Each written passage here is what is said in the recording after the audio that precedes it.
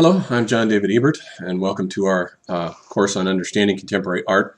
We're in the middle of our 6th week here, and now we're getting ready to move into a discussion of the works of Damien Hirst in this video and in the next video. We've already looked back at Hirst's colleagues, the YBAs, the so-called young British artists that got going with the Frieze exhibition that Hirst curated and organized in 1988 as a student at Goldsmiths College.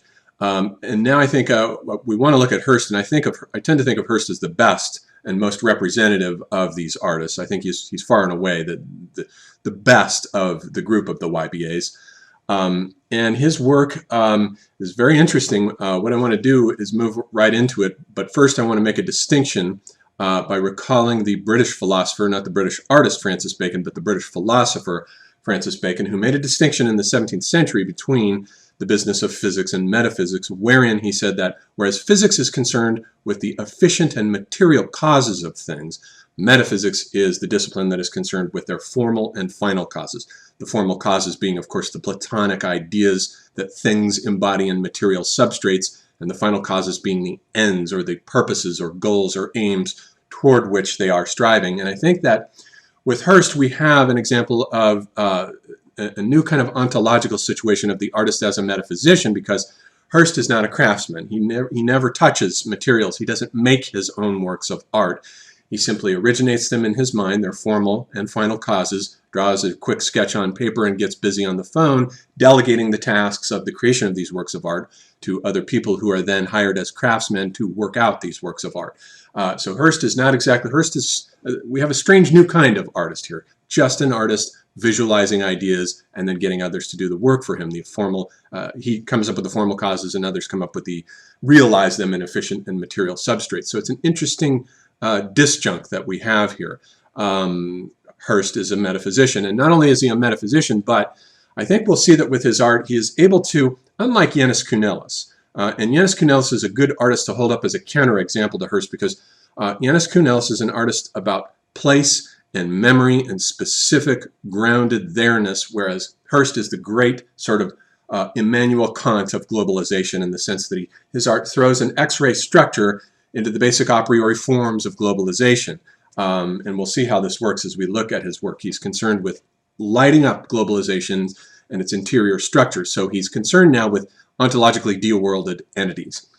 If we glance back at his Frieze exhibition work that he did, the boxes of 1988, we can sort of already see that he's got this sort of transcendental imagination that is concerned with units, semiotic placeholders in units and entities aligned along grids. That's one of the key things about his work. And then some of his earliest work here are his famous spot paintings. He only did a few of them himself back in 1986 and 1988, and this is one of them, Untitled with Black Dot from 1988. He painted this one himself. Now he has said of these, his comment on these spot paintings is illuminating. He says, "Imagine a world of spots. Every time I do a painting, a square is cut out. They regenerate. They're all connected." Now that's key, I think, to understanding his spot paintings as essentially the transcendental schema, the pure a priori transcendental schema that underlies all of his work, for whether we are talking about in his later works where he does series of fish or a series of cigarette butts or a series of medicine cabinets or pills, what have you. He's always plugging entities and units into this grid of semiotic placeholders. So he's giving us a semiotic square of ontologically de-worlded entities. And it basically suggests that we are all today, likewise, ontologically de-worlded entities within the world of globalization.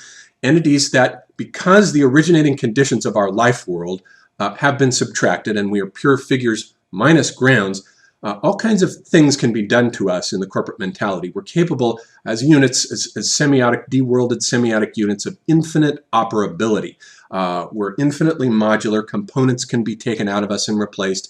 We can be cloned, spliced, hybridized, genetically modified, rearranged, and so forth in the eyes of global big science. And essentially, Hirst is giving us an insight into the a priori structures of this. This is a later one of the spot paintings done undoubtedly by his assistants. And some of the other spot paintings, such as this one here, have strange titles like Iodomethane 13C. This one's from 1999. So he does variations on them and gives them strange medicinal sounding titles. But he got going with in the late 80s, about the same time with his medicine cabinets, where he took all of his grandmother's medicines, and he himself built the first two of these, Enemy and Sinner. This one's called Enemy. They have titles from, I believe, an album by the Sex Pistols, from the titles of the tracks on that album.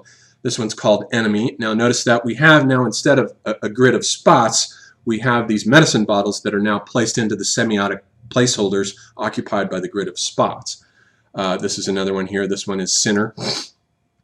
In many respects, this one, Sinner, can be regarded as the sort of overture to his entire work, because not only does he have the seriality and repetition of the placeholders, but he also has the little three-dimensional anatomical body there in the bottom left corner that he will play around with and do later large-scale monumental sculptures of. But also that anatomical body is interesting because it suggests that in this world of these cabinets with all of these medicines in them, they almost imply a world. It's a little bit like scientists who figure out, when they see gravitational wobbles on stars, they figure out that there are these invisible planets whirling around them. Same thing here. I think that this world of medicines implies sick, diseased bodies that are constantly in orbit around these medicine cabinets. So it's a whole world of pathological individuals that these medicine cabinets imply in orbit about them.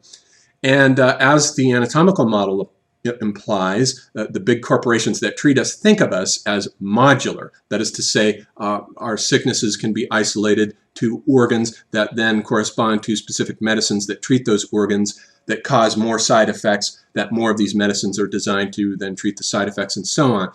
And the organs can be swapped out. They can be taken out and removed with plastic hearts and artificial organs and so forth, just exactly like this anatomical specimen here. So we're capable of infinite modularity insofar as we are ontologically de-worlded entities within the structure of globalization. Now notice how different this is from the world of Janus Kunelis. This isn't the world of being in specific places in specific times. It's a world of isolated elements, a bit like the elements of set theory. If we glance here at set theory, we can see that mathematical set theory consists of brackets that are drawn around elements of a set that you want to isolate because you want to perform a mathematical function on the elements of that set. And I think that as Hirst began in the 1990s to move into his vitrines, he was essentially thinking in those same terms of mathematical set theory. This is one of his first vitrines, 1,000 Years. Now we have seen that the vitrine, on the one hand, does come from the artist Francis Bacon, from his semiotic hermetic cube, but it also has an interesting isomorphism, or a common structure with mathematical set theory. Instead of the brackets, we have the two vitrines here that are connected by a glass pane. On the one hand, we have a white cube that generates larvae that flies come out of. Then on the other hand, we have, as they move into the left compartment, there are little bowls of sugar cubes for the flies to feed on the ground. Then there's a live cow's head for them also to feed on and infest. But then there's an insecticutor hanging from the ceiling that basically kills them. So we have the whole life cycle of the fly isolated, and the elements that are in the set are, of course, the white cube, the sugar cubes, the white cube, the insecticutor, and the cow's head. Those are the four elements that are isolated into this sort of mathematical set that he has taken from the real. He has isolated these elements from the real and put them in here. And basically, the flies are like black dots. He says that the flies are basically like living black dots, just as we correspond to the black dots in the world of global hyper-capitalism, insofar as we are also isolated by these corporations from our originating worlds. And this work does, especially with the cow's head and the flies crawling on it, does suggest Paul Tech's earlier work that we looked at here from 1965, Untitled Meat Piece with Flies, which did not involve real flies, but Hirst brings in real flies now. And just as Janus Kunelis, recall that he had brought live horses into the gallery, full-blown animals, following on the heels of Richard Serra. So now Hirst brings in full-blown dead animals into the gallery in his famous work of this shark swimming in formaldehyde called The Physical Impossibility of Death in the Mind of Someone Living. And this has become one of the great iconic works associated with the YBA movement, the Young British Artists. Basically, it's a shark suspended in formaldehyde, and what it shows is the way in which big science is capable of extracting entities from their life worlds and freezing and suspending their metabolic processes so that science can put them into an isolated phase space and perform its operations on them. It can analyze them, flay them, splay them, clone them, chop them into units, analyze them, but they are suspended. And so indeed, this animal cannot die in a certain sense. Its physical impossibility of death, because it's suspended by its natural decomposition process, is suspended by the formaldehyde. Just as too in ancient Egypt, the Egyptians would remove the body from the natural order and put it into a supernatural order and suspend its processes of decay with mummification.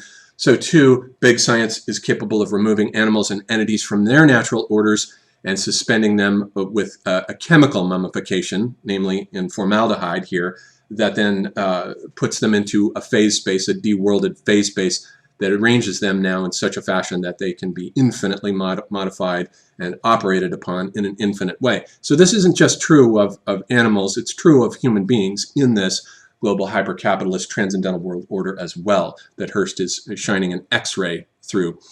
And this set here, this is another vitrine, a pair of vitrines, one in which he has aligned fish swimming in one direction and one in which he has aligned 6 rows of them swimming in another direction, called isolated elements, swimming in the same direction for the purpose of understanding.